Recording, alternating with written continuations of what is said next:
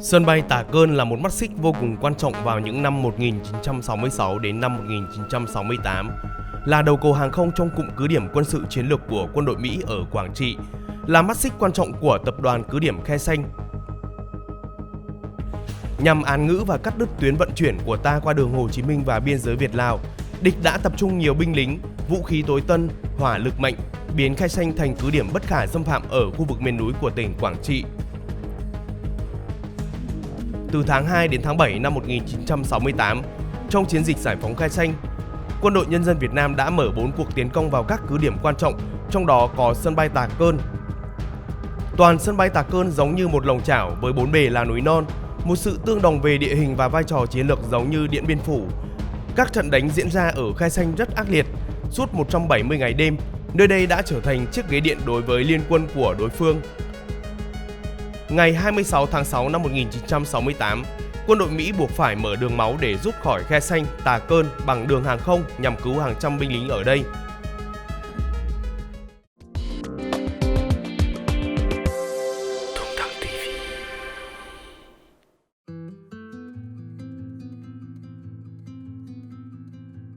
Các bạn thân mến, chúng ta đang cùng nhau đồng hành trên đường để trở lại Khe Sanh, một thị trấn của huyện Hướng Hóa, tỉnh Quảng Trị, cách trung tâm thành phố Đông Hà của tỉnh này hơn 60 km về phía Tây, cách cửa khẩu La Bảo 20 km về phía Đông. Vì tuyến đường này rất đẹp nên Tung Tăng TV muốn chia sẻ cho các bạn trước khi chúng ta nói về chủ đề chính, đó là sân bay Tà Cơn.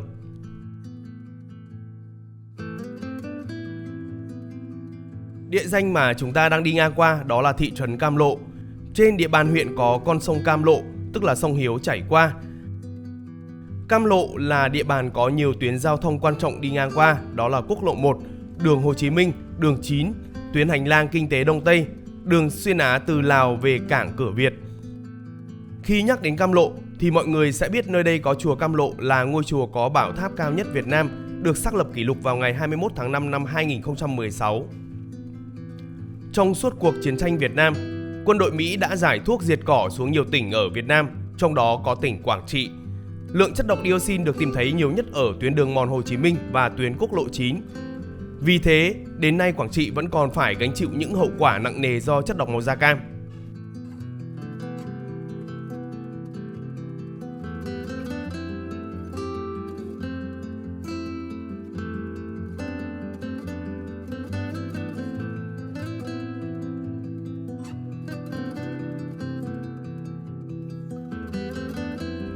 Đường đi lên đây hiện tại bây giờ rất là dễ dàng. Nếu như từ miền Nam ra, từ địa phận Đà Nẵng, các bạn cứ theo cao tốc La Sơn - Túy Loan thì sẽ đến địa phận Huế. Chạy tiếp cao tốc La Sơn - Túy Loan thì sẽ nối với cao tốc La Sơn - Cam Lộ. Nếu muốn đi lên Khe Sanh như tuyến đường mà Tung Tăng TV đang đi thì hết đường cao tốc La Sơn - Cam Lộ, các bạn cứ rẽ tay trái để lên hướng cửa khẩu La Bảo, vì hướng còn lại sẽ đưa chúng ta về ngã tư Sòng để vào thành phố Đông Hà.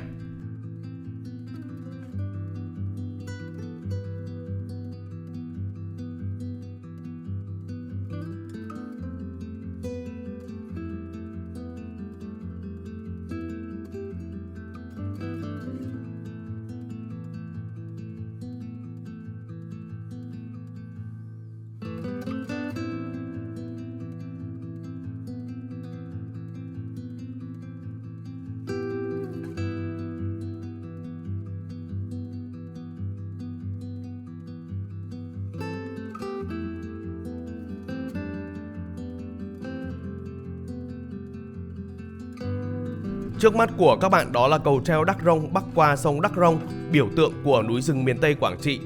Đây cũng được xem là đoạn sông đẹp nhất. Cây cầu này nằm bên quốc lộ 9 thuộc thị trấn Đắc Rông, huyện Đắc Rông, tỉnh Quảng Trị, là một phần trong quần thể khu di tích danh thắng Đắc Rông. Cầu Đắc Rông là một chiếc cầu sắt và là tuyến vận tải quan trọng cho chiến trường miền Nam. Sau năm 1975, với sự giúp đỡ của Cuba, một chiếc cầu treo dài 100m, rộng 6m đã được xây dựng để thay thế cầu sắt cũ. Tuy nhiên, cây cầu treo đã bị sập vào năm 1999. Sau đó, chính quyền đã cho xây lại một cây cầu dê văng như hiện nay.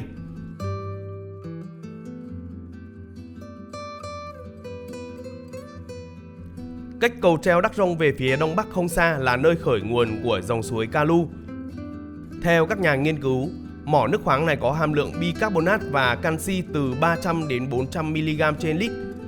Các chất này có tác dụng giúp tiêu hóa tốt, chống ợ chua, đặc biệt có chất metacillic với hàm lượng trên 50mg trên lít, tác dụng tăng khả năng chống viêm nhiễm. Vào mùa hè thì đoạn đường này rất đẹp, nhưng khi đến mùa lũ lụt thì bà con ở đây lại rất vất vả. Quảng Trị thì chúng ta đã biết rõ là một tỉnh thuộc khu vực rốn lũ, năm nào cũng chịu bão lũ và thiên tai. Tung Tăng TV cũng đã nhiều lần đồng hành cùng quý khán giả gần xa vào những bản làng xa xôi gần biên giới Việt-Lào. Đời sống bà con ở đây khổ và vất vả hơn một số địa phương khác rất nhiều.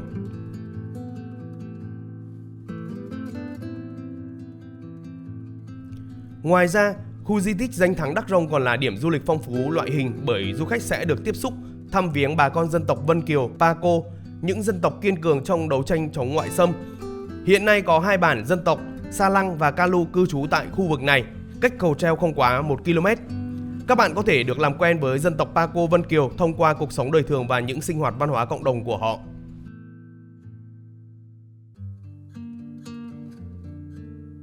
Sông Đắc Rông bắt nguồn từ dãy Trường Sơn, gần biên giới Việt-Lào, hợp với sông Rào Quán, chảy dọc theo đường 9, xuôi về Ba Lồng và đổ ra cửa Việt theo sông Thạch Hãn. Vì vậy, sông Đắc Rông còn được gọi là thượng lưu sông Thạch Hãn. Những năm 1959 đến năm 1964, đoạn sông này là điểm vượt bí mật của tuyến đường 559, tức là tuyến đường mòn Trường Sơn, Hồ Chí Minh đầu tiên. 3 điểm đầu, Khe Som, Cầu Cu Tiền và Som Rò cách trung tâm khu danh thắng khoảng 3 đến 7 km về phía đông đã được đưa vào danh mục những di tích quốc gia năm 1986.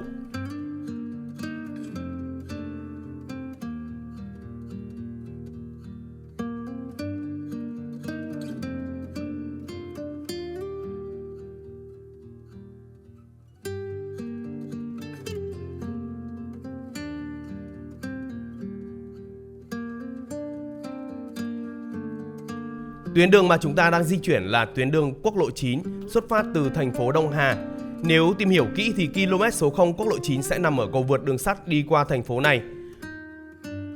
Con đường quốc lộ 9 sẽ đưa chúng ta qua huyện Cam Lộ, qua đồi Roc Pai, tên địa phương gọi là núi 1, là một núi đá gần thôn Thượng Lâm, xã Cam Thành, Đông Hà, tỉnh Quảng Trị. Trong chiến tranh, ngọn núi được quân đội Hoa Kỳ dùng làm tháp canh để quan sát những hoạt động của quân đội nhân dân Việt Nam trong khu phi quân sự ở Quảng Trị từ năm 1966 đến năm 1968. Đồi Roc Pai cao khoảng 230 m, không có đường lên xuống, mọi tiếp liệu đến đó đều do máy bay trực thăng mang đến. Một số thông tin còn cho rằng, thậm chí lính Mỹ dùng nước từ trực thăng phun xuống để tắm, quần áo dơ được gom lại trước khi di chuyển đến Philippines để giặt. Đồi Roc Pai là một trong những điểm đến quan trọng trong tuyến du lịch DMZ nổi tiếng ở Quảng Trị, thu hút nhiều du khách quốc tế, đặc biệt là cựu chiến binh Mỹ.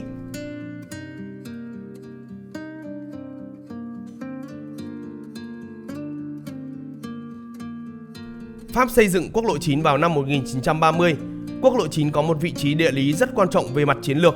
Do vậy, nó cắt ngang qua dãy núi Trường Sơn, đồng thời cũng là cắt ngang qua đường mòn Hồ Chí Minh, một tuyến vận tải chiến lược từ Bắc vào Nam. Và để kiểm soát quốc lộ 9 với mục đích chính là ngăn chặn sự chi viện của quân đội nhân dân Việt Nam từ Bắc vào Nam, Mỹ đã thành lập một hệ thống căn cứ quân sự dày đặc dọc theo con đường này, từ Đông Hà lên Làng Vây. Trong đó, những căn cứ tiêu biểu như là Camp Caron, Camp Fuller, Roc Pai, Vandergip, căn cứ Khe Xanh và căn cứ Làng Vây.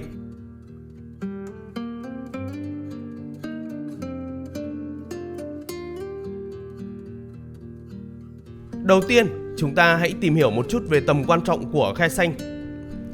Từ năm 1962, Mỹ và Việt Nam Cộng Hòa đã xây một căn cứ không quân lục quân ở một khu vực thung lũng hẻo lánh ở gần khu vực biên giới Việt-Lào, có ý nghĩa chiến lược do nằm gần tuyến vận chuyển đường mòn Trường Sơn nổi tiếng. Năm 1962, căn cứ này được lực lượng mũ nồi xanh Hoa Kỳ sử dụng đầu tiên làm nơi xuất phát các phi vụ thám thính đi sâu vào vùng đất Lào. Vị trí chiến lược của Khe Xanh do đó đã gây nhiều trở ngại lớn cho sự tiếp vận từ miền Bắc vào chiến trường miền Nam. Sau thất bại mùa khô năm 1965 đến năm 1966, Robert McNamara, Bộ trưởng Quốc phòng Mỹ đã nảy ra ý định thiết lập một phòng tuyến chống xâm nhập hiện đại nhất ở bờ Nam sông Bến Hải để ngăn chặn đối phương. Ý tưởng của McNamara được 47 nhà khoa học tài ba của nước Mỹ tổ chức nghiên cứu thực thi. Sau 3 tháng nghiên cứu, Hội đồng khoa học dưới sự điều khiển của McNamara đã vạch ra một kế hoạch với tham vọng lớn. Phòng tuyến ước tính có chiều rộng khoảng 20 km, từ Nam vĩ tuyến 17 đến đường 9 chiều dài trên 100 km, chạy song song với sông Bến Hải từ Biển Đông đến Sepol của Lào. Trong đó, hành lang mặt bằng xây dựng có bề ngang 500 m sẽ được san bằng như một sân bóng để đối phương không có chỗ ẩn nấp. Xây dựng một hệ thống đồn bốt dày đặc, cứ khoảng 2 km có một tháp canh, khoảng 4 km có một căn cứ cỡ đại đội hoặc tiểu đoàn. Bố trí một hệ thống công sự gồm đủ hầm hào, lô cốt kiên cố, hàng chục lớp hàng rào kẽm gai chằng chịt, xen kẽ với nhiều lớp bom mìn đủ kiểu, mìn định hướng, mìn đĩa, mìn lá, mìn Claymore, mìn chiếu sáng, lựu đạn nổ tức thì. Mỹ dự kiến sử dụng 20 triệu quả mìn và 25 triệu quả bom cỡ nhỏ. Đặc biệt, phòng tuyến được trang bị phương tiện điện tử tối tân như là cây nhiệt đới, máy thông minh, máy phát hiện hơi người. Đây là các loại máy thu phát tiếng động tinh vi đủ cỡ 15 ngày, 3 tháng hoặc 6 tháng thay pin một lần. Căn cứ Khe Sanh được xác định là trung tâm của hệ thống hàng rào điện tử trên. Do đó, Khe Sanh Quảng Trị được Mỹ xây dựng một tập đoàn phòng ngự mạnh, liên hoàn, kiên cố nhất của Mỹ ở địa đầu miền Nam Việt Nam, gồm các cứ điểm, làng vây, chi khu quân sự Hướng Hóa, cụm cứ điểm phòng ngự sân bay Tà Cơn. Cụm cứ điểm sân bay Tà Cơn là cái lõi của tập đoàn phòng ngự Khe Sanh của Mỹ, có chiều dài khoảng 5 km, rộng khoảng 3 km, có một đường băng dã chiến dài khoảng hơn 3.000 m nhằm đảm bảo hoạt động của máy bay C-130 và một số trực thăng vũ trang.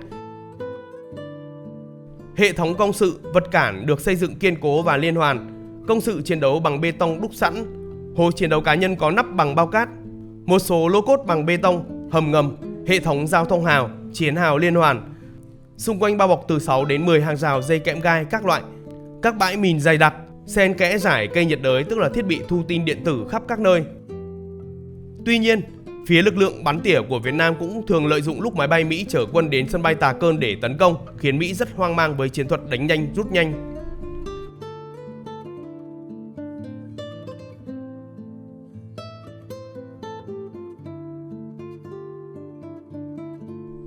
Các bạn thân mến, đường lên Khe Sanh rất là đẹp. Đặc biệt từ trước đến nay, nếu nói đến cà phê đặc sản Việt Nam thì mọi người thường nghĩ đó là cà phê Arabica đến từ cầu đất của tỉnh Lâm Đồng hoặc cà phê Arabica của Sơn La được trồng ở độ cao lý tưởng trên 1.000 m. Và ít ai biết được rằng cà phê Arabica thơm ngon nhất lại nằm ở Khe Sanh. Năm 2021 thì cà phê Arabica Khe Sanh đã đạt giải nhất cà phê đặc sản của Việt Nam. Nếu có dịp đến đây, nếu bạn là người mê cà phê thì hãy một lần dừng chân thưởng thức cà phê Khe Sanh với những quán cà phê có view rất đẹp.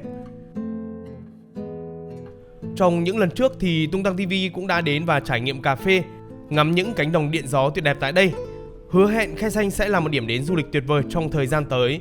Bây giờ, xin mời các bạn ngắm toàn cảnh con đường tuyệt đẹp đưa chúng ta tới sân bay Tà Cơn.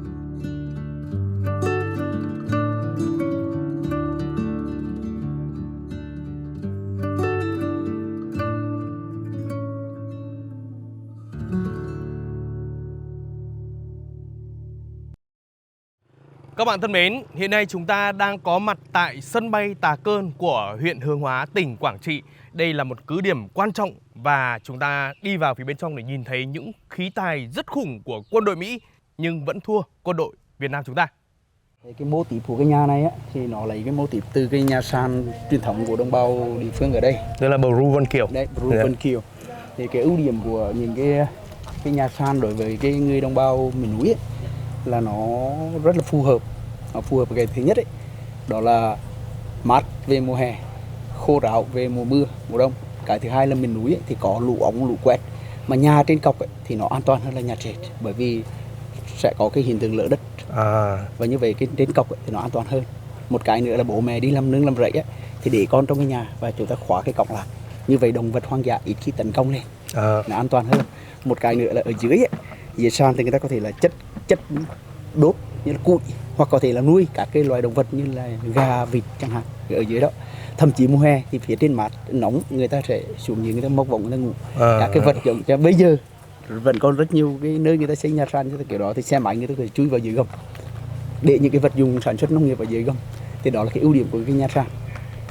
Nhưng có một cái thì bây giờ nhà sàn được biến đổi, hoán cải để làm những cái nhà khác. Tức là người ta ngày xưa người ta làm gỗ thì bây giờ người ta làm bê tông, ngày xưa người ta làm bé thì bây giờ người ta làm rộng ra. Nhưng anh cho rằng nhà sàn nó cực kỳ phù hợp với cái môi trường miền núi, đặc biệt là các cái sườn dốc. Bây giờ thì đồng bào ở đây người ta cũng đã bắt đầu chuyển dân xuống ở nhà trệt, giống như là người Kinh của mình, người Phú của mình, bởi vì nó thay đổi rất là nhiều. Ngay cả cái trang phục cũng thế, trang phục truyền thống người ta vẫn giữ nguyên, nhưng người ta không bận trang phục truyền thống hàng ngày, mà chỉ có những cái ngày lễ hội, những ngày đặc biệt người ta mới dùng cái trang phục truyền thống. Bởi vì nói gì thì cái gì là phù hợp hơn, nó đơn giản hơn, nó phù hợp với cuộc sống hàng ngày hơn, thì người ta sử dụng cái đó nó tốt hơn, hiệu quả hơn. Cái địa danh sân bay Tà Cơn này nằm ở chính xác là xã gì anh nhỉ? Cái này bây giờ chính xác là ở xã Tân Hợp, huyện Hướng Hóa. Xã Tân Hợp, huyện Hướng Hóa, bởi vì anh đi một số địa phương thì cái địa danh có sự sát nhập á, nên thay đổi. Cái Tà Cơn ấy, thì Tà Cơn nó vốn gốc của nó là tên của một cái bản làng của người đồng bào Vân Kiều. Đấy, còn sau đó thì quân đội Mỹ khi đến để họ xây dựng một cái tập đoàn căn cứ lớn, và đây là cái điểm quan trọng nhất ấy, trong cái hệ thống tập đoàn đó ấy, thì nó xây ngay cái đất của cái làng Tà Cơn, cho nên nó mới có cái tên là Tà Cơn. Và rất nhiều người Việt Nam chúng ta biết đến Tà Cơn là một căn cứ quân sự Mỹ, là một trận đánh lớn trong giai đoạn chống Mỹ cứu nước, nhưng cũng không nhiều người biết rằng đó vốn gốc là tên của một cái làng của đồng bào Vân Kiều. Quân đội Mỹ thì người ta không gọi là Tà Cơn. Thông thường các cái tài liệu có liên quan đến tiếng nước ngoài người ta không gọi là Tà Cơn, bởi vì cái ở Khe Sanh này là một tập đoàn nhiều căn cứ. Tà Cơn chỉ là một căn cứ, nhưng đây là căn cứ quan trọng nhất, căn cứ chủ lực, người ta gọi là tập đoàn căn cứ Khe Sanh. Đấy, người ta gọi là Khe Sanh Combat Base. Đấy, thế thì các cái tài liệu tư liệu nước ngoài đều gọi là Khe Sanh Combat Base. Chỉ có bên phía chúng ta gọi là cái căn cứ Khe Sanh, hoặc là căn cứ Tà Cơn, hoặc là đồn Tà Cơn, là cái này. Cái này rất nổi tiếng, bởi vì nó không chỉ nổi tiếng với trận đánh, nó không chỉ nổi tiếng với ý nghĩa lịch sử trận đánh mang lại, mà nó còn nổi tiếng rất nhiều trong văn chương. Đấy, em biết là tiếng đàn ta lư của nhạc sĩ Huy Thục đấy, đồn Tà Cơn hôm nào bốc cháy thì mình đang đứng ở đồn Tà Cơn này. Đồi Đồng Tri xác định chất đây là một cái đỉnh núi nó cao nhất ở vùng này, nó nằm ở phía đằng sau. Khu vực này thì nó là một cái lòng chảo anh nhỉ? Một cái lòng chảo. Bây giờ để rất khó để mà nói cái này là một bình nguyên hay là một cái lòng chảo. Về cơ bản thì nó có địa hình lòng chảo nhiều hơn là bình nguyên. Nhưng đã nói lòng chảo thì 4 phía của nó phải có núi, nhưng ở đây chỉ có 3 phía cơ bản có núi, còn 1 phía thì nó thoái thoải. Nhưng cơ bản thì người ta gọi cái này là thung lũng Khe Sanh. Thung lũng Khe Sanh. Cơ bản là người ta gọi như vậy. Ok, cảm ơn anh, cái thông tin rất là quý. Bây giờ anh có thể giúp em đi vào để hướng dẫn một chút về khu vực này anh nhỉ? Rồi, được thôi.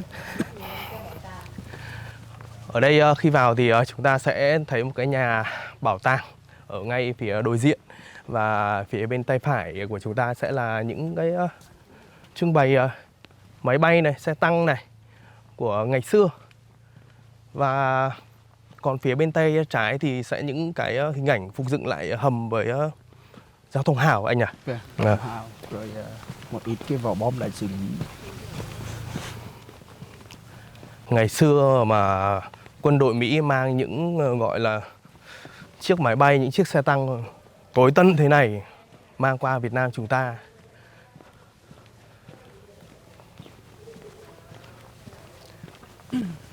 Máy bay này là ký hiệu là gì anh?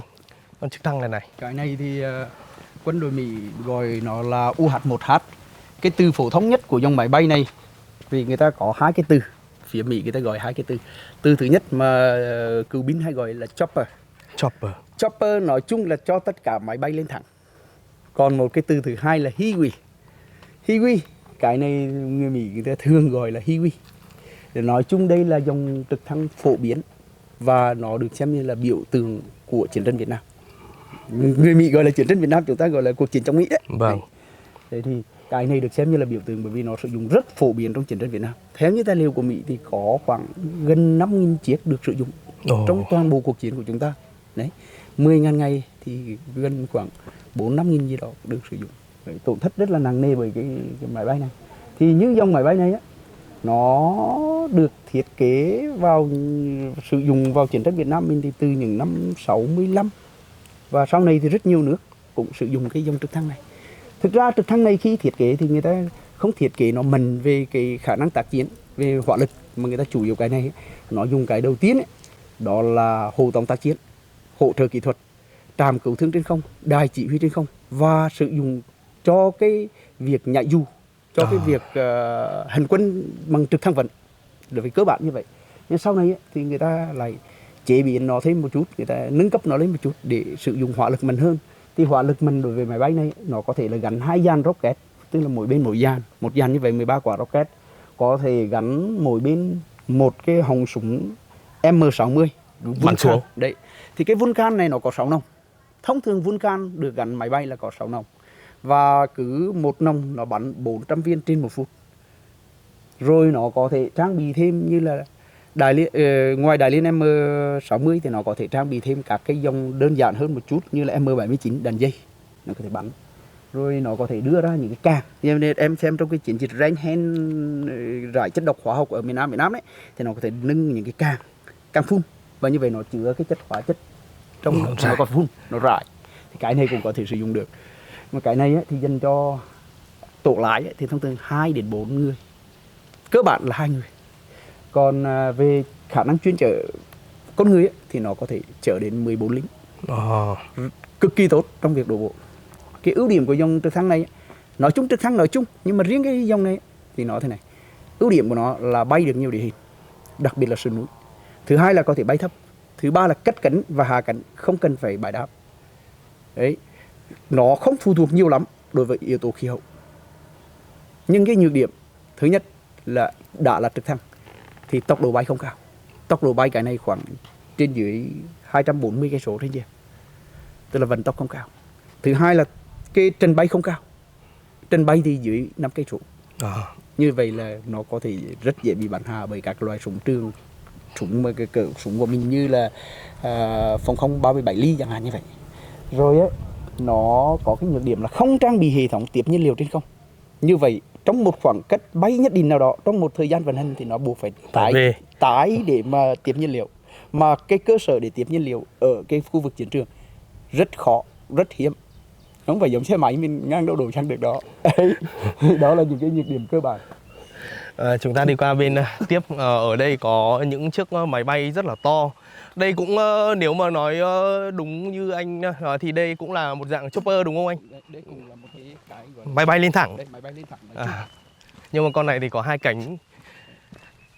Cái này ấy, thì phía bên kia người ta gọi là CH-47. Một vài người ta gọi là Chinook, bởi vì cái thuật ngữ tiếng lóng của nó gọi là Chinook. Rồi ấy, người Việt mình thì có rất nhiều tên gọi cho cái dòng này. Miền Nam gọi là sâu róm này, rồi rất nhiều cái tên khác. Đúng giống con sâu róm thật. Thì cái dòng trực thăng này ấy, nó cơ bản khi được thiết kế ra thì nó dùng để hỗ trợ tác chiến. Hỗ trợ tác chiến ở đây có nghĩa là nó dùng để chuyên chở, vận tải, rồi ấy là tiếp tế, đổ bộ đường không, trạm cứu thương trên không, đài chỉ huy trên không. Cái này đặc biệt tốt trong việc cậu các cái vật liệu nặng để đưa lên các cái đỉnh đồi. Loại này thiết kế rất tốt và được đánh giá là một trong những dòng máy bay thiết kế lai rất tốt. Nó thiết kế lai ở đây á, thì về cái thân của nó giống quả chuối ấy, cho nên nhiều nơi người ta gọi là quả chuối, sâu róm nên như thế. Thì cái động cơ của nó là động cơ phản lực. Đầu tiên phải thấy động cơ phản lực. Trong lúc thân và cánh quạt lại là trực thăng, thì nó kết hợp giữa hai cái này lại, nó cho ra một cái sản phẩm là tối ưu hóa những nhược điểm của cái bên kia để tăng cái ưu hóa của cái này lên. Cho nên cái này trọng tải, vận tải của nó cũng khá là lớn. Rồi nếu chở người thì nó cũng chở được nhiều quân trong cái chiến dịch đổ bộ đường không. Rồi nó ưu điểm thì trực thăng, nói chung dùng trực thăng về ưu điểm đấy, tức là thứ nhất, anh có thể đáp được nhiều địa hình, bay được nhiều địa hình, cất cánh, hạ cánh không cần đường băng. Cái này nó ưu điểm hơn cái dòng trên kia là nó có gắn bánh bằng cao su. Thì khi gắn bánh cao su thì nó được phép đáp trên những môi trường đáp cho các dòng máy bay có lốp. Còn cái kia bằng càng thì anh không được phép đáp ở những môi trường dành cho những đường băng dành cho cái máy bay có lốp, bởi vì nó sẽ làm xước cái đường băng lên. Nhưng cái này thì đáp bất kỳ cái đường băng nào, bất kỳ cái bãi đáp nào đủ diện tích thì nó có thể đáp được. Cái nhược điểm ấy thì cái này cũng có một vài cái nhược điểm. Thứ nhất em thấy đấy, cái thân của nó rất rộng, rất lớn, nhưng mà tốc độ bay thấp, trần bay thì thấp. Thứ hai là thùng nhiên liệu được đưa ra bên hông, bởi vì nó không được nghiên cứu để sản xuất cho tác chiến. Vậy thì thùng nhiên liệu không cần thiết phải chứa bên trong, nó chiếm diện tích, phải đưa ra bên ngoài thì nó nguy hiểm trong vấn đề tác chiến. Bắn cái thì thôi, bắn cái cho chúng bình xăng này thôi. Đấy. Đó là những cái nhược điểm. Có thêm cái nhược điểm là như tất cả các dòng trực thăng trong chiến tranh Việt Nam, phần lớn không được trang bị hệ thống tiếp nhiên liệu trên không. Như vậy anh hoạt động anh phải tái tiếp nhiên liệu. Bay đi đâu bay phải về lấy pin nữa, đùa chuyện lấy nhiên liệu. Cái nhiên liệu là cái quan trọng. Cái cửa thì nó có hai hệ thống cửa, một cửa đằng trước dành cho tổ lái và cửa đằng sau dành cho tất cả cái thứ khác, như là con người, hàng hóa gì đó thì nó sẽ bên ngoài. Về mặt hoạt động ấy thì cái máy bay này nó hoạt động ở cái điểm là hai cánh quạt này nó đồng trục như nó quay ngược chiều nhau. Cái cánh quạt đằng trước thì nó quay từ bên trái sang bên phải, và cái cánh quạt đằng sau thì quay ngược lại. Thì thật ra khi quay ngược ấy là nó triệt tiêu ly tâm. Khi triệt tiêu ly tâm nó sẽ tạo ra cái xung lực, và với trọng lượng rộng của nó cũng đã khoảng 8 tấn. Khi đầy đủ nhiên liệu như vậy, nó khi cất cánh lên thì nó tạo ra hai cái lớp cánh khác nhau và nó không va vào nhau. Vì nguyên lý hoạt động của nó là như vậy. Bên này có một cái xác máy bay là bị bắn rơi đúng không anh? Cái tổ hợp bên kia thì là những cái mảnh vỡ, những cái xác máy bay nhỏ. Rồi quân đây thì bà con chúng ta đưa về để làm công tác trưng bày.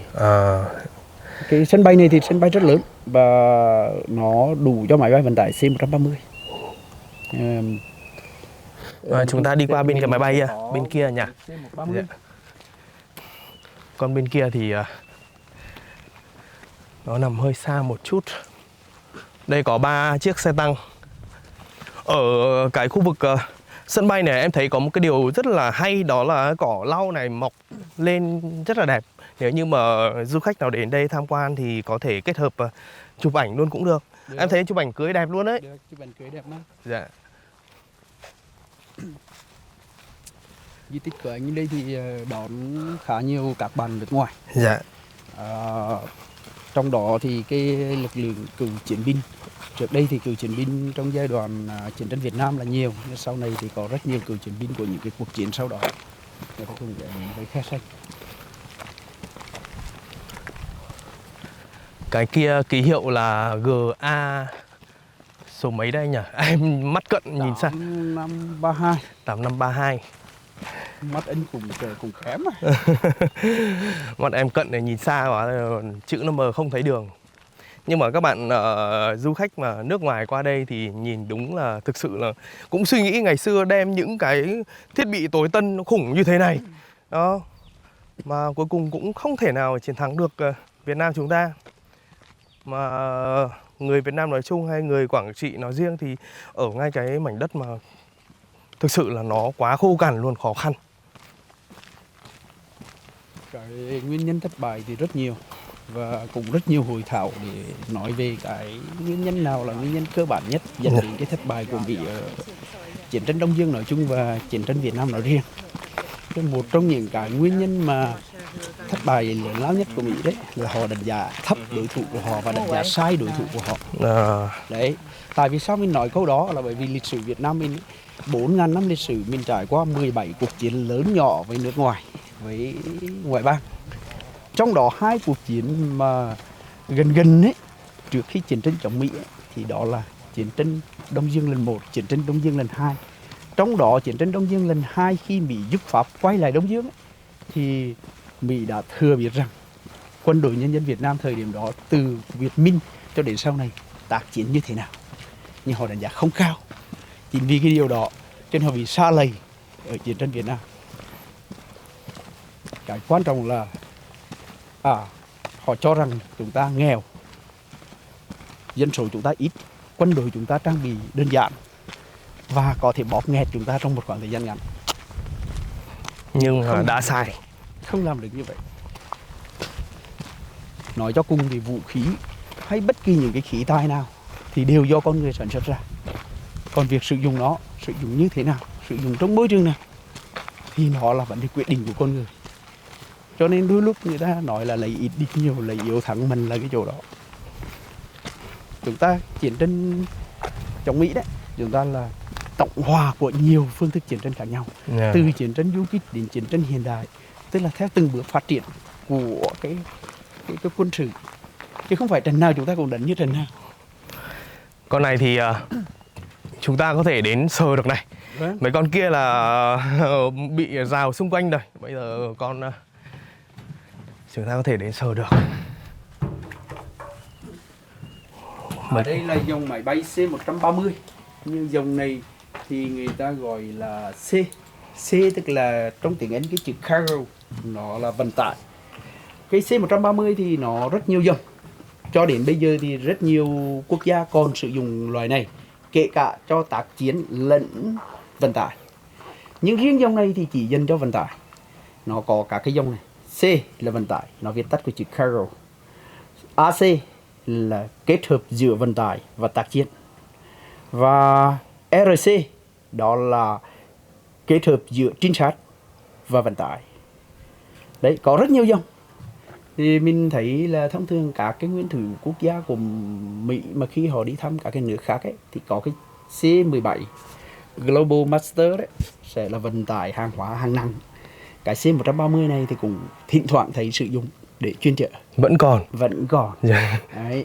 Thì cái C-130 mà nói cho cùng thì nó là loài vận tải quân sự hạng nặng và nó có rất nhiều cái ưu điểm. Ưu điểm thứ nhất của dòng này là đòi hỏi đường băng ngắn. Đấy, trong quân sự thì sẽ rất khó để kiếm được một cái hệ thống đường băng an toàn bàn dài. Thế thì đường băng ngắn trên khoảng 1 cây số là máy bay này có thể cất hạ cánh được. Đó là một cái ưu điểm. Thứ hai là trọng tải vận chuyển nó lớn, khoảng 23 đến 25 tấn. Thì như vậy ấy, nó có thể là chuyên chở được rất nhiều hàng hóa. Trình bay của nó thì cũng khá là cao, khoảng trên dưới 8.000 đến 10.000 cây số, 8.000 đến 10.000 mét, thì như vậy là nó cũng khá là an toàn. Dòng này thì nói chung các cái sân bay quân sự lớn ở miền Nam Việt Nam trong giai đoạn chống Mỹ thì dòng này nó gần như là khách liên tục, thường xuyên. Nó có 4 cái động cơ và thế thôi. Thì mình thấy đấy, nó cũng khá là hoành tráng đấy chứ. So với thời điểm đó thì nó khá là hoành tráng. Tất nhiên là chúng ta không thể nào đè vào được. Nhưng mà lốp một thời gian thế này có bơm lên không anh? Hay là vẫn nguyên như thế anh? Đùa chứ với cái thiết kế của chiếc máy bay này thì nó sẽ có rất là nhiều ưu điểm. Và với cái địa hình của Khe Sanh thì chúng ta thấy nó cũng rất là ít cái chỗ để mà có thể là lên xuống dễ dàng anh nhỉ. Đây toàn núi đồi. Đây toàn núi đồi. Cho nên là những chiếc máy bay này qua đây thì nó cũng sẽ bất lợi hơn là những chiếc máy bay lên thẳng. Những chiếc máy bay lên thẳng thì hầu như những địa hình đồi núi có thể là cất cánh hạ cánh nó dễ dàng. Nhưng mà cái như anh Minh cho biết thì những chiếc máy bay đó là nó lại cất cánh hạ cánh dễ, nhưng mà nó lại cái trần bay nó không cao. Mà gặp cái chiếc mà có 2 cánh đầu kia nó lại có bình xăng bên này nữa thì dính đạn là thôi đi. Nên là thực ra đến đây mới thấy cái sự hào hùng cũng như là tuyệt vời của dân tộc Việt Nam của chúng ta. Với những cái vũ khí thực sự ngày xưa thô sơ quá anh này, mà quân đội Mỹ thì mang qua những cái thiết bị khủng như thế này. Những cái này thì sau khi hòa bình lập lại thì mình mang về đây hay là như thế nào anh? Về cơ bản ấy là trong quá trình chiếm một cái căn cứ quân sự nào đó thì chúng ta cái thứ nhất là xử lý cái vấn đề còn lại ở đó, tức là cái vật liệu nào, cái gì có thể tái sử dụng chúng ta tái sử dụng, đó cũng là một nguồn trang bị mới. Cái thứ hai, tất cả các trang bị đều thuộc về trang bị quốc phòng ấy, thì thuộc về Bộ Quốc phòng và tài sản của quốc gia, cho nên đưa về các cái trung tâm lớn của Bộ Quốc phòng thì có thể là một mặt là chúng ta tái sử dụng, sau đó là làm cái công tác khác. Okay. Rồi sau giải phóng thì khi mà đơn vị anh được phép xây dựng cái bảo tàng ở đây thì Bộ Quốc phòng, các cái nhà máy liên quan đến không quân để được phép đưa ra để làm công tác trưng bày, giới thiệu các cái vũ khí phương tiện chiến tranh hiện đại mà quân đội Mỹ sử dụng ở miền Nam Việt Nam chúng ta. Cái dòng này thì nó sử dụng phổ biến lắm mà nó đa chức năng. Hồi nãy mình vừa nói là các cái chức năng cơ bản là chuyên chở vận tải, chứ cái này nó còn có cái đổ bộ nữa, đổ bộ đường không, cái này nó cũng rất là tốt. Đấy, nhà du ấy. Phía ngoài thì nhìn có vẻ căng nhưng trong thì nó xẹp rồi. Cái gì thời gian nó cũng đấy thôi.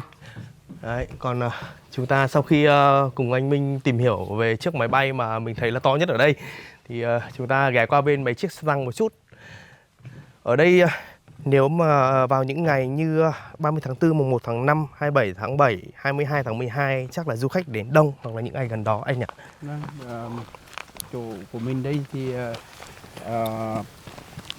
khách đến nó chia ra làm hai mùa khác nhau.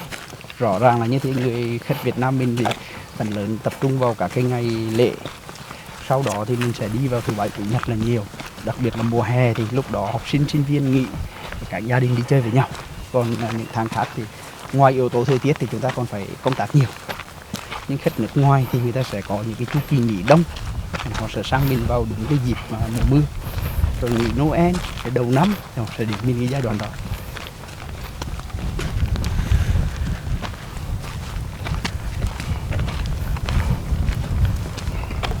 Ở gần đây có một cái đồi tên là đồi Rock Pie.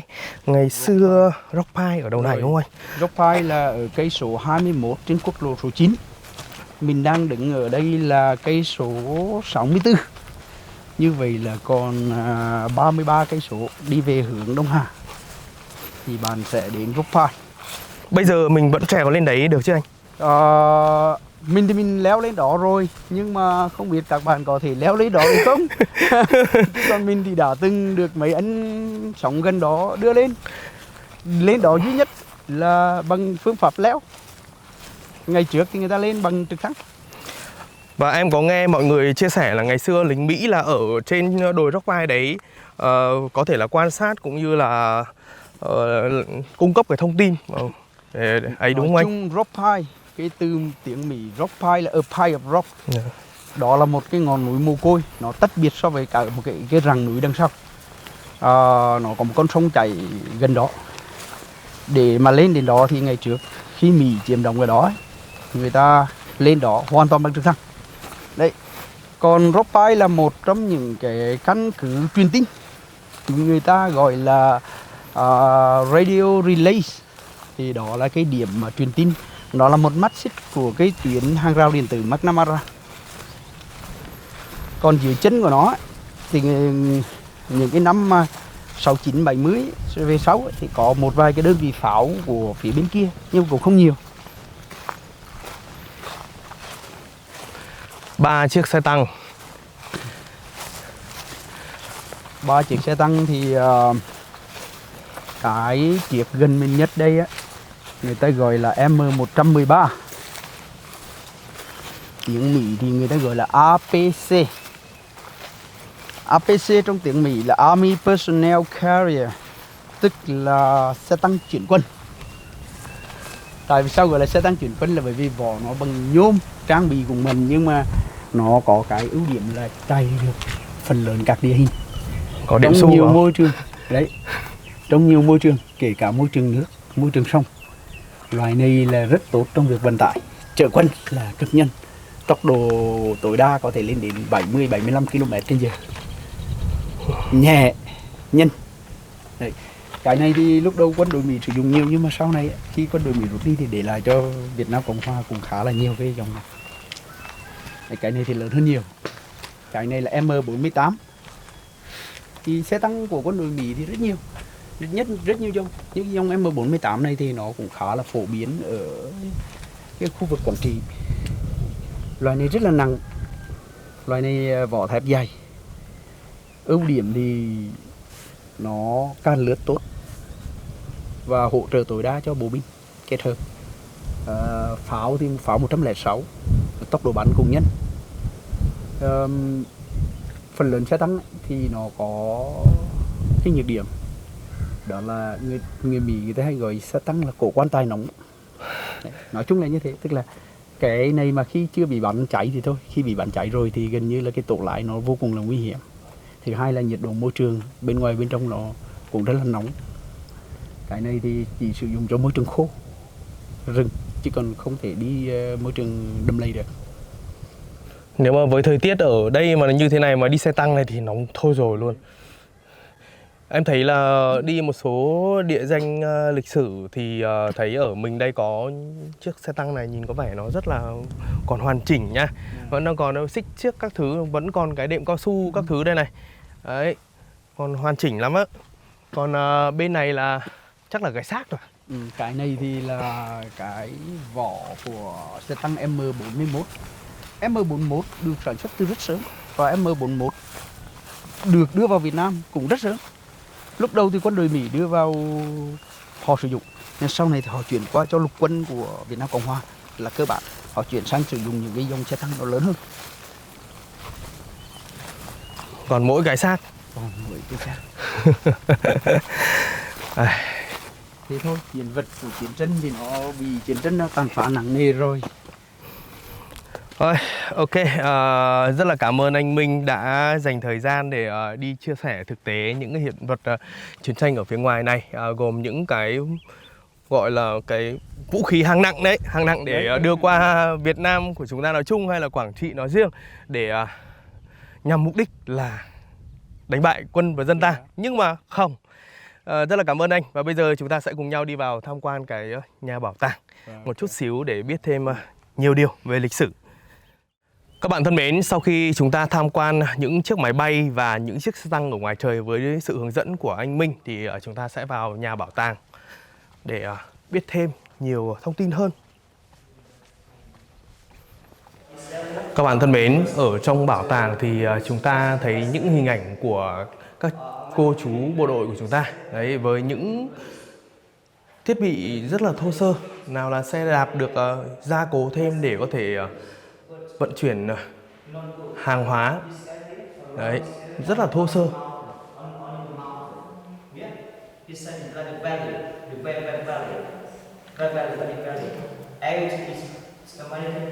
Còn bên này là một số quân dụng của lính Mỹ. Súng và đạn thì khá là nhiều. Còn phía dưới này là một số dụng cụ trong bếp ăn dã chiến của lính Mỹ này. Còn trên bảng thông tin các bạn có thể tham khảo số lượng quân địch tại đường 9 Khe Sanh năm 1968. Quân Mỹ 26.000 tên gồm nhiều trung đoàn, tiểu đoàn, thủy quân lục chiến, pháo binh, cơ giới, vân vân. Quân Ngụy 17.000 tên gồm lính biệt động quân, bảo an, biệt kích, vân vân. Hàng trăm máy bay, pháo các loại. Trích chiến tranh cách mạng Việt Nam 1945 đến 1975, thắng lợi và bài học.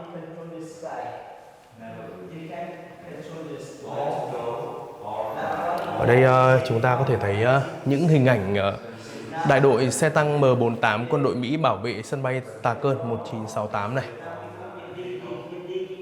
Còn đây là một góc tập đoàn cứ điểm Khe Sanh 1968. Còn đây chúng ta có thể thấy là chiếc máy bay vận tải C-130 trên đường băng sân bay Tà Cơn năm 1968, là chiếc máy bay mà chúng ta vừa đi ra tham quan xong.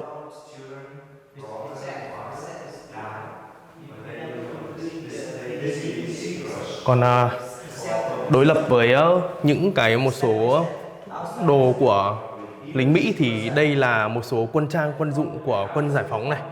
Ở bên này chúng ta có súng AK, có súng B40. Rồi ống nhòm có này, la bàn này, dao này. Đấy.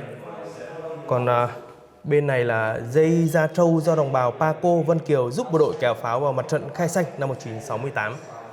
Còn hành trang của người lính thì bên này áo vải, dép cao su.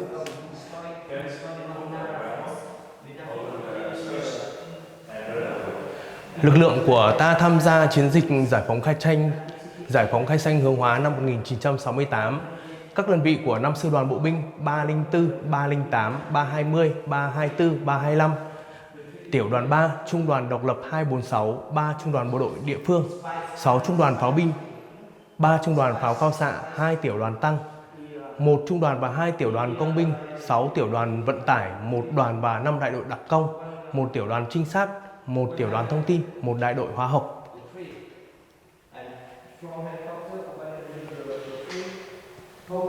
Súng hiệu lệnh.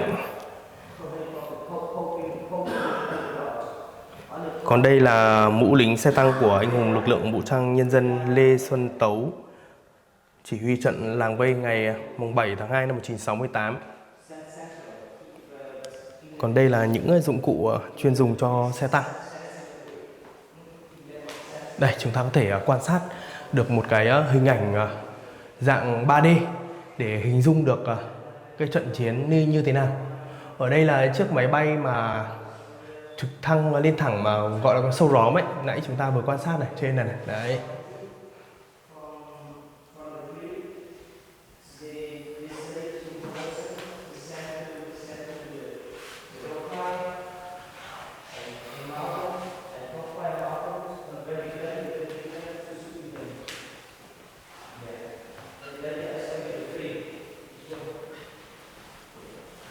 Đây có một câu rất hay của nguyên Bộ trưởng Bộ Quốc phòng Mỹ. Tuy chúng ta đã ném cả danh dự nước Mỹ ra để giữ Khe Xanh và buộc Hội đồng Tham mưu trưởng Liên quân cam kết bằng máu, nhưng cuối cùng cũng phải rút chạy.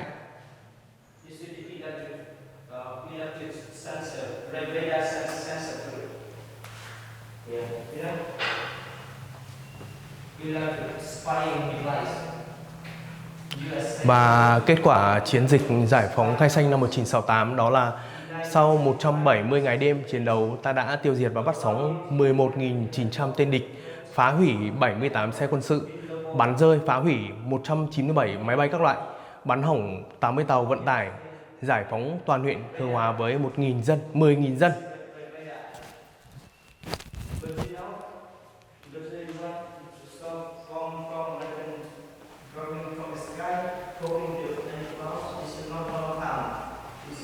Đường 9 năm Lào.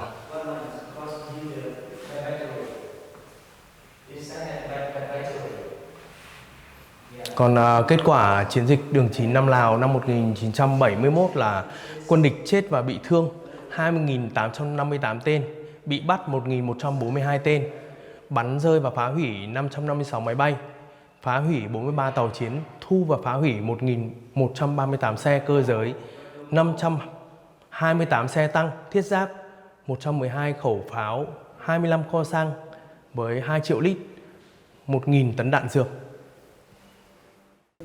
Các bạn thân mến, vậy là chúng ta đã cùng nhau tìm hiểu về sân bay Tà Cơn cũng như bảo tàng của sân bay Tà Cơn. Chúng ta đến với đây để tìm hiểu những giá trị lịch sử, những điều mà rất là hùng của dân tộc ta. Những cô chú bộ đội của chúng ta ngày xưa với những cái thiết bị, những cái dụng cụ rất là thô sơ. Và đối với quân Mỹ thì với những cái thiết bị rất là khủng nhưng không thể nào chống lại được, đánh lại được những cái gì của dân tộc Việt Nam của chúng ta. Cảm ơn các bạn đã quan tâm theo dõi.